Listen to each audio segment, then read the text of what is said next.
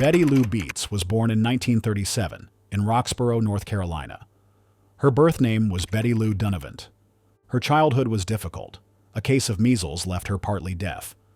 She also experienced mistreatment at home, things that were never fully talked about, but left a mark. When she was 12, her mother was placed in mental health care.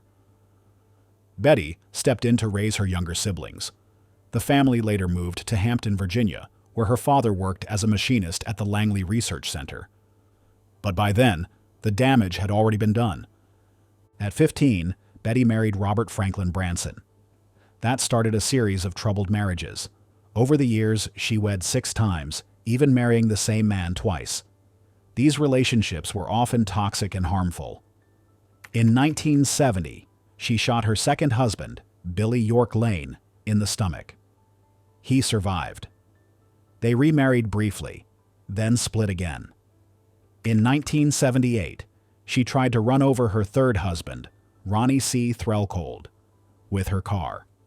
He also survived. Both men later spoke against her in court. On August 6, 1983, Betty reported her 5th husband, Jimmy Don Beets, a retired Dallas firefighter, missing. She said he'd gone fishing on Cedar Creek Lake and never came back.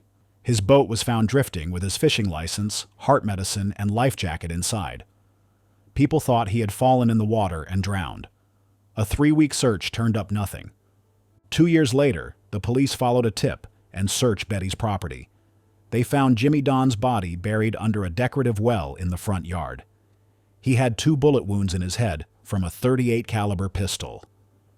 Nearby, under a small shed, lay the remains of her 4th husband, Doyle Wayne Barker. He'd been missing since 1981. He had 3 head wounds from the same gun. During the investigation, Betty's son, Robert Branson, told officers that his mother had said she planned to end Jimmy Don's life. He said she sent him out of the house and, when he came back, Jimmy Don was no longer alive. Robert admitted he helped his mother bury the body and stage the boat to look like an accident. Betty was arrested in June 1985 and faced a capital homicide charge. Her trial began in July. She pleaded not guilty and said her children were responsible. On October 11, 1985, the jury ruled she was responsible.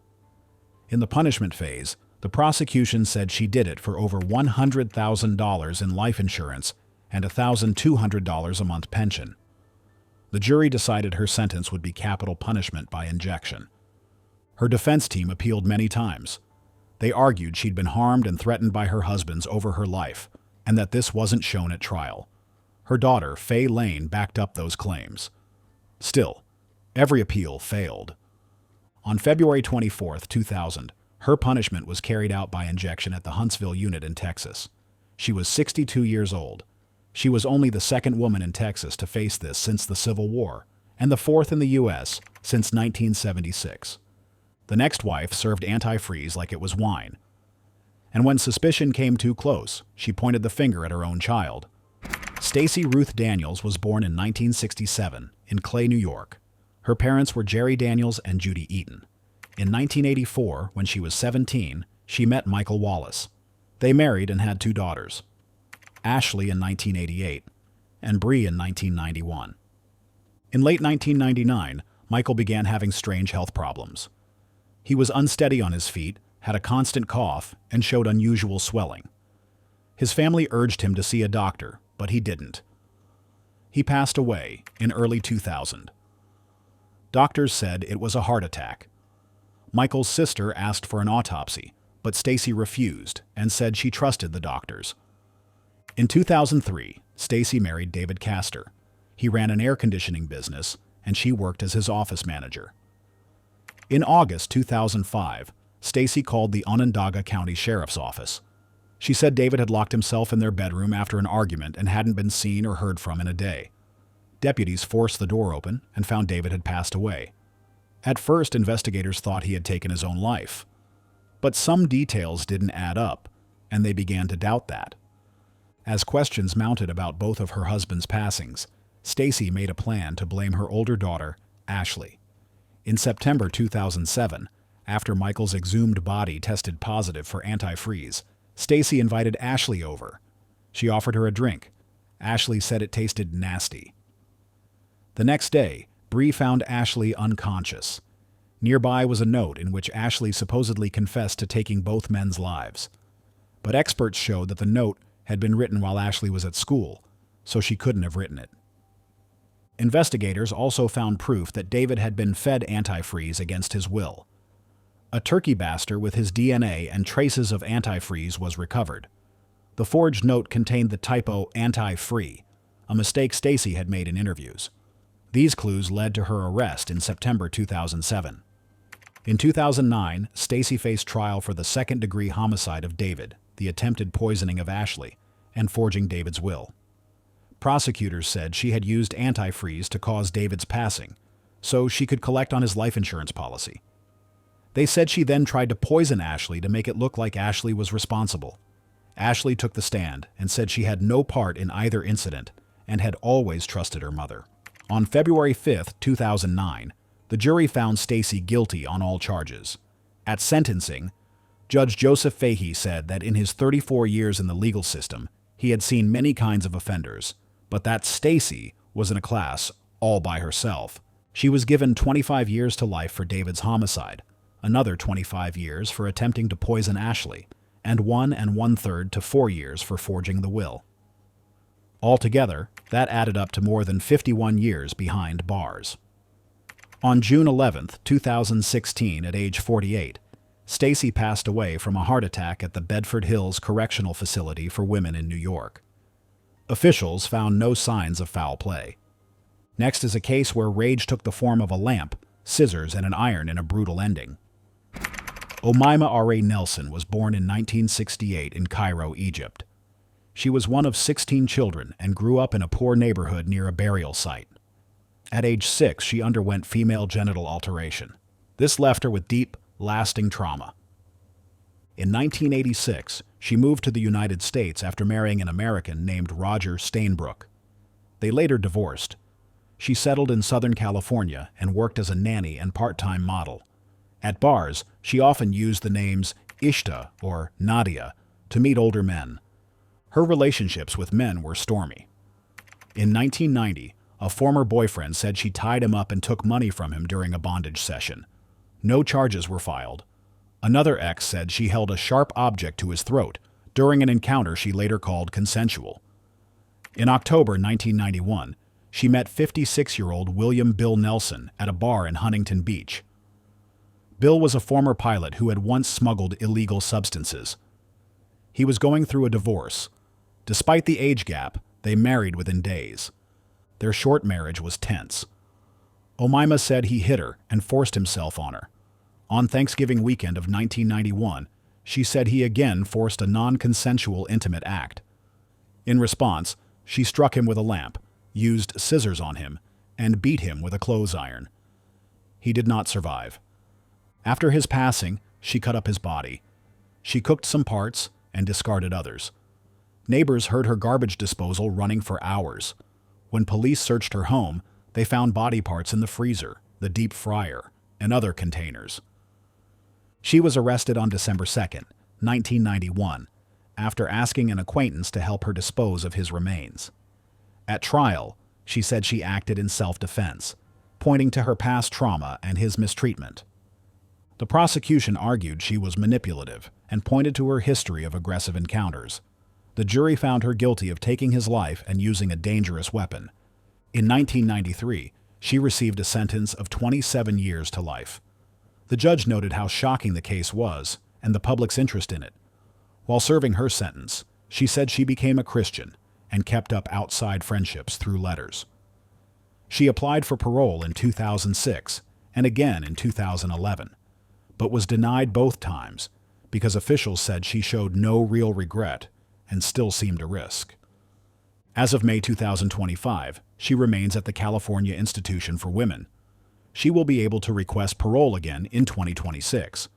But what happens when a picture-perfect housewife finally snaps and takes the story into her own hands? Betty Broderick was born Elizabeth Ann Bicheglia in 1947 in Brooklyn, New York. She grew up in Eastchester with 5 siblings, in a home where rules came first. Her parents, Frank and Marita Bisaya, were strict. They raised her to value family, faith, and devotion to home life. Betty attended Maria Regina High School and graduated from Eastchester High School in 1965. She went on to earn a degree in early childhood education at the College of Mount St. Vincent. That same year, 1965, Betty met Daniel T. Broderick III at a Notre Dame football game. They married in 1969. Betty worked to support Dan through both medical school and law school. Together, they had 4 children: Kim, Lee, Daniel IV, and Rhett. As Dan's legal career began to rise, Betty started to feel like she was being left behind. In 1985, Dan moved out of the family home. 4 years later, in 1989, he married his 21-year-old assistant, Linda Cochran. On the morning of November 5, 1989, Betty let herself into Dan and Linda's San Diego house with a key her daughter had given her.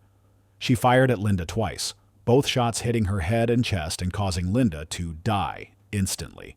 She then fired once at Dan, striking him in the chest. After the shots, Betty removed the phone from the bedroom so Dan could not call for help. Dan is reported to have said, "Okay, you shot me. I'm dead." He passed soon after. Betty called the police and confessed. She said she had not planned to do this ahead of time. At Betty's first trial, the jury could not agree on a verdict. She faced a second trial in 1991. Prosecutors pointed out that Betty had bought the gun months earlier and acted deliberately that morning. Her lawyers argued that years of emotional mistreatment drove her to a breaking point. The jury found her guilty of 2 counts of second-degree homicide. Betty received 2 consecutive 15-to-life sentences, plus 2 years for the illegal use of a firearm. She has been in prison since her arrest. She applied for release on parole in 2010 and again in 2017. Both requests were turned down because she would not admit full responsibility. Her next chance for parole is set for 2032, when she will be 84 years old. The next wife tied her husband to the bed and struck him 193 times. The question is, why? Before we move on, consider subscribing for more stories like this. Susan Lucille Wright was born Susan Weich in 1976 in Houston, Texas. She worked briefly as an exotic dancer at age 17. In 1997, while waiting tables in Galveston, she met Jeff Wright. They married in 1998 when she was 8 months pregnant. The couple went on to have 2 children, a son and a daughter. Susan later said Jeff began hurting her in the first years of their marriage. On January 13, 2003, 26-year-old Susan Wright did the unthinkable. She used 2 sharp weapons to wound her husband Jeff 193 times in their Houston home. She tied him to their bed with neckties before the fatal incident. After it happened, she dug a hole in their backyard, one Jeff had once dug for a fountain, and hid his body there. Early the next morning, Susan repainted the bedroom walls to cover up the scene. She then filed a domestic violence report and asked for a restraining order, saying Jeff had disappeared. On January 24, 2003, Susan turned herself into police. Her trial opened on February 24, 2004. Prosecutors said she had lured Jeff into bed, tied him up, and ended his life to collect a $200,000 life insurance payout. They even brought the actual bed into court for a reenactment. Susan's lawyers said she acted in self-defense after years of mistreatment. Susan testified she was so afraid he would fight back and take her life if she stopped. She could not let go of the weapon.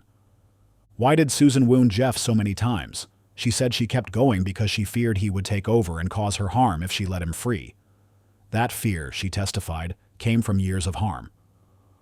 On March 3, 2004, the jury found her guilty of homicide. She received a 25-year sentence.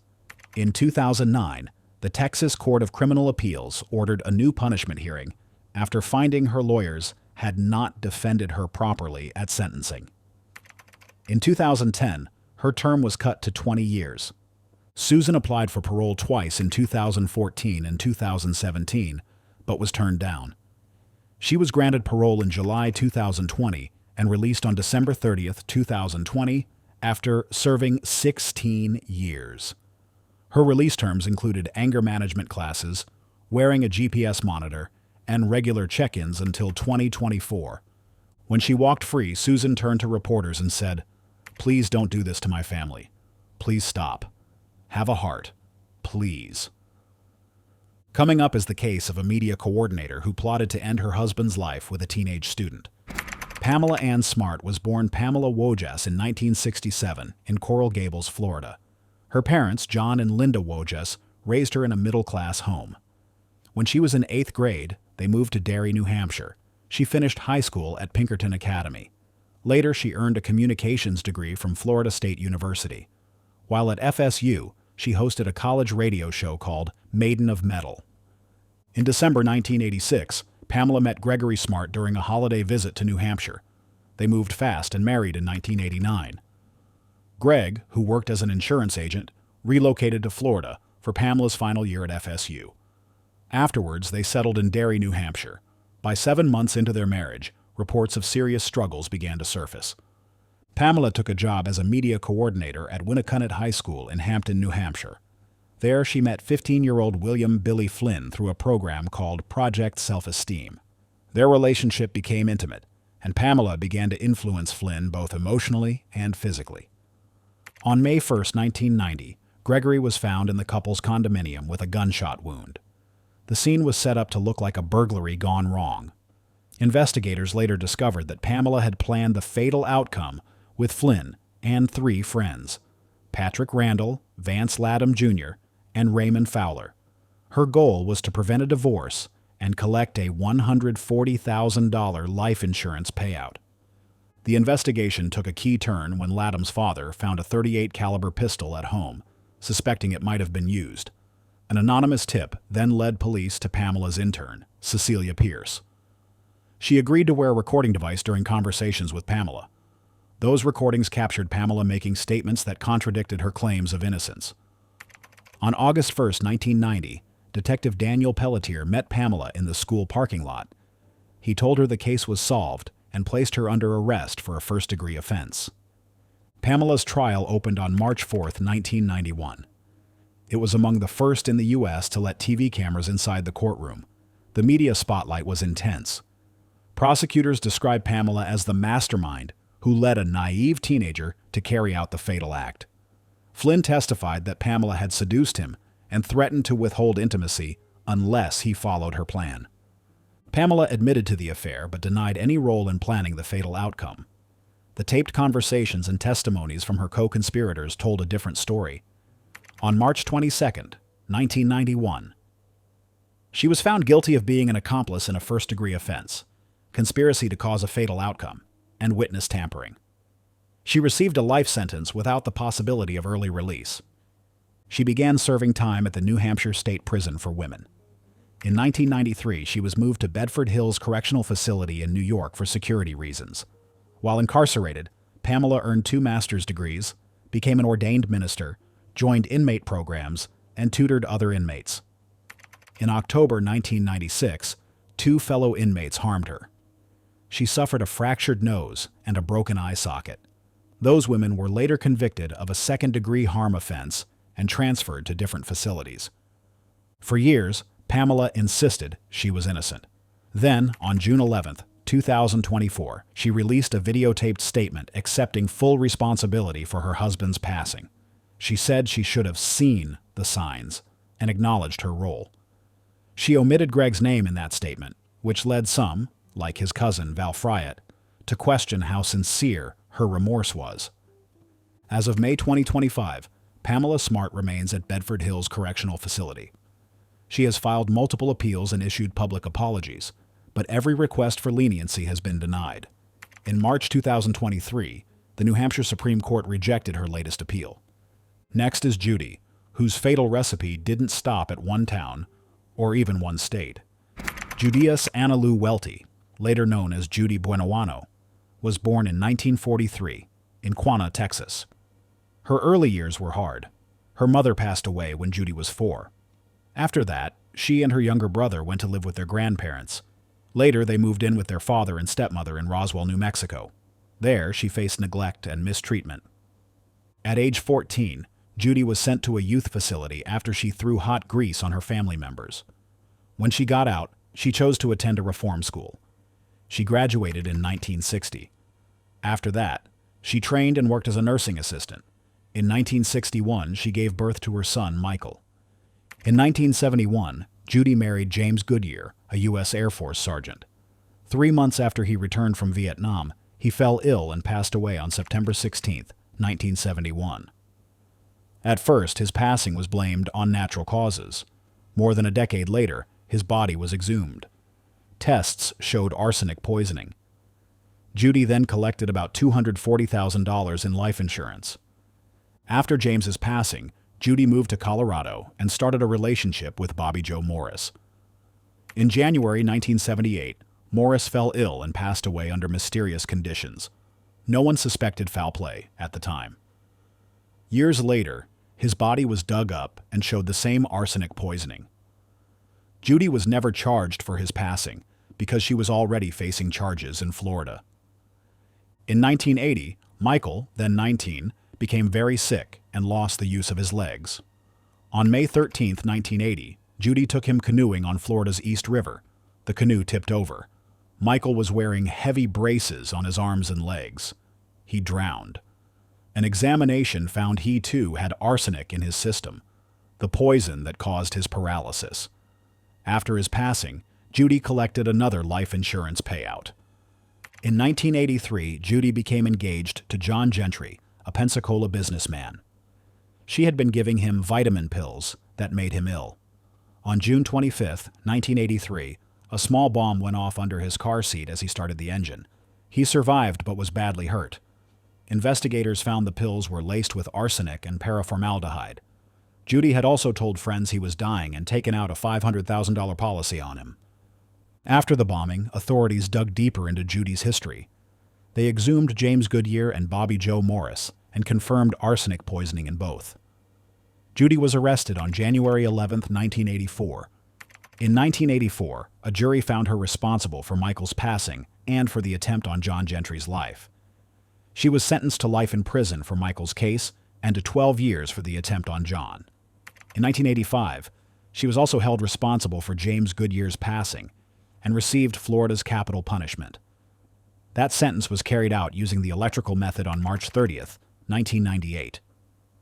She was the first woman in Florida to face that form of punishment since 1848, and only the third in the nation since 1976. For her final meal, she chose steamed broccoli, asparagus, strawberries, and hot tea. When asked for any parting words, she said, "No, sir." They thought the next home was quiet and church-going, until a $300,000 motive changed everything. Marilyn K Plants was born in 1960. She stayed at home and taught Sunday school. She lived in Midwest City, Oklahoma, with her husband, James Earl Plants, and their 2 children. They seemed to have a calm family life. No one saw any trouble in their marriage. In the early hours of August 26, 1988, James Plants, who was 33, came home after his night shift at the Daily Oklahoman. As he stepped inside, 2 young men, William Clifford Bryson, 18, and Clinton Eugene McKimble, 19, were waiting. They struck him repeatedly with baseball bats. Marilyn had taken those bats from their son's room and given them to the 2 men. After they hit James, Marilyn checked his injuries. She said, "His head's busted open. That's not going to look like an accident." Then she told Bryson and McKimble to set his body on fire so it would look like an accident. James was still breathing when they put him in his own pickup truck and drove to a quiet area. Once they stopped, they poured gasoline on the truck and lit it. The autopsy showed he had inhaled smoke. That means he was alive when the fire started. The reason behind all this was money. Marilyn stood to get about $300,000 from James's life insurance. Prosecutors said she planned this with Bryson, who was more than just an acquaintance. Police soon zeroed in on Marilyn, Bryson, and McKimble. McKimble agreed to talk. In return, he was given a life sentence. He described how Marilyn organized everything and even told them to burn James's body. Marilyn and Bryson went on trial together. Neither spoke in court. The jury found them both guilty of first-degree slaying, plotting to take a life, hiring others to take a life, and third-degree arson. On March 31, 1989, Marilyn received capital punishment. Her final sentence was carried out by a fatal injection on May 1, 2001, at the Oklahoma State Penitentiary in McAlester. Before it happened, she told her family how much she loved them and spoke about her faith. "I want to tell all of my family that I love them very much, especially Trina and Chris. What God has given me is love, and I have overcome the world. And I just want y'all to know that nothing, absolutely nothing, can separate us from the love of God. And if y'all want to see me again, you must be born again." Her last meal was a chicken taco salad, a Mexican pizza, 2 enchiladas, 2 chicken soft tacos, cinnamon twists, pecan pie, and 2 cans of Coca-Cola. William Bryson faced the same punishment on June 15, 2000. Clinton McKimball remains locked up for life. Marilyn's sentence made her only the second woman to receive this punishment in Oklahoma since it became a state. Kelly Cochran was born in 1982 and lived in Caspian, Michigan, with her husband, Jason. Their marriage followed a dark rule. If one of them had an affair, the other would take the lover's life.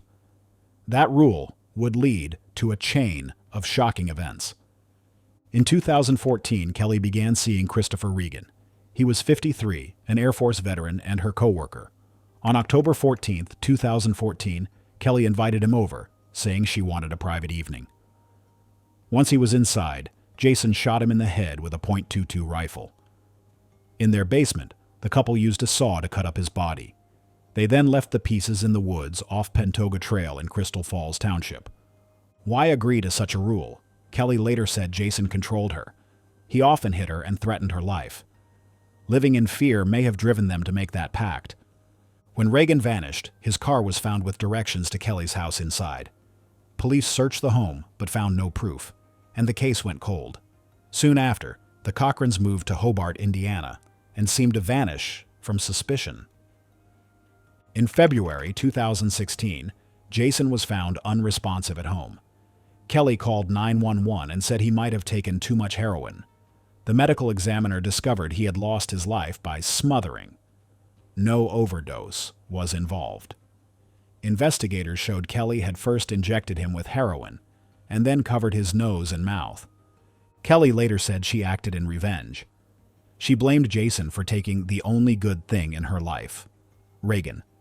She told police, "I evened the score." That statement made clear she saw his passing as payback. After Jason's passing, Kelly went on the run. U.S. Marshals caught her in Kentucky. In April 2016, she admitted what happened. She led officers back to the woods and pointed out where Regan's skull and eyeglasses lay. In February 2017, Kelly stood trial in Michigan. The jury found her guilty of first-degree homicide, planning to disturb and cut up a body, hiding a passing, stealing from a building, and lying to police. The judge gave her life in prison with no chance of parole. In May 2018, an Indiana court added 65 more years for Jason's passing. Kelly appealed her Michigan conviction, arguing some evidence shouldn't have been used. In 2019, the Michigan Court of Appeals rejected her claims. In 2020, the Michigan Supreme Court refused to hear her case. She is now serving her sentences in the Michigan prison system. Now the last case has it all: arsenic, autopsies, and a daring escape from prison. Laida Anna Mae Trueblood, who later went by Laida Souard, was born in 1892 in Keatsville, Missouri. She grew up in a modest household and eventually moved to Twin Falls, Idaho. She got married for the first time on March 17, 1912, to Robert Dooley. The couple lived with Robert's brother, Ed Dooley, on a ranch in Twin Falls. In 1913, Laida gave birth to a daughter named Lorraine. 2 years later, in 1915, Lorraine passed away. The official reason was contaminated well water. Not long after, Ed Dooley also lost his life due to what was believed to be food poisoning. A few months later, in October 1915, Robert passed away too, with doctors saying it was typhoid fever. After each loss, Laida received money from life insurance policies. In June 1917, she married again, this time to William G. McHaffey. They moved to Montana. In October 1918, he passed as well, reportedly from influenza and diphtheria. Just a few months later, in March 1919, Laida married Harlan C. Lewis. 4 months later, he too lost his life, with the cause listed as gastroenteritis. In August 1920, Laida married her fourth husband, Edward F. Meyer. He passed away in September, just weeks after their wedding. Once again, typhoid fever was listed as the reason. By this point, the fatal series began to raise eyebrows. Earl Dooley, who was related to Robert Dooley and also worked as a chemist, decided to look into things. He had the bodies of Ed and Robert exhumed and tested. Arsenic was found in both. This led Twin Falls County prosecutor Frank Steffen to open a wider investigation. He had the bodies of Laida's previous husbands, her daughter, and her brother-in-law examined. More of them also showed traces of arsenic. Meanwhile, Laida had vanished. She was eventually found in Honolulu, living under the name Laida Souard. She had married again, this time to a Navy petty officer named Paul Souard. Authorities brought her back to Idaho, where she was formally charged on June 11, 1921. Her trial started in October that year. The court heard that she had taken out life insurance policies on the men who had passed away. A local shopkeeper even testified that Laida had purchased large amounts of flypaper that contained arsenic.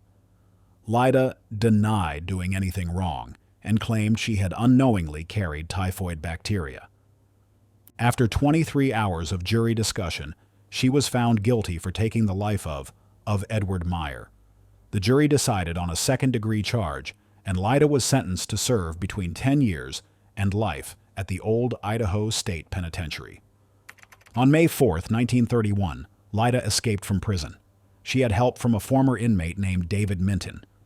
Together, they built a ladder out of rose trellises, which she used to climb over the prison wall.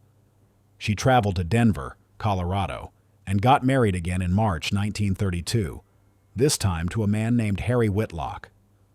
However, the escape didn't last forever. Authorities tracked her down and arrested her in Topeka, Kansas, on July 31, 1932. She was sent back to prison the following month. Laida was eventually released on parole in October 1941. A year later, she received a full pardon. She went on to live in Oregon and Utah.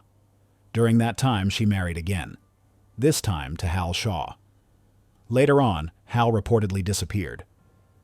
Laida passed away from a heart attack on February 5, 1958 in Salt Lake City, Utah. She was buried at Sunset Memorial Park in Twin Falls, Idaho.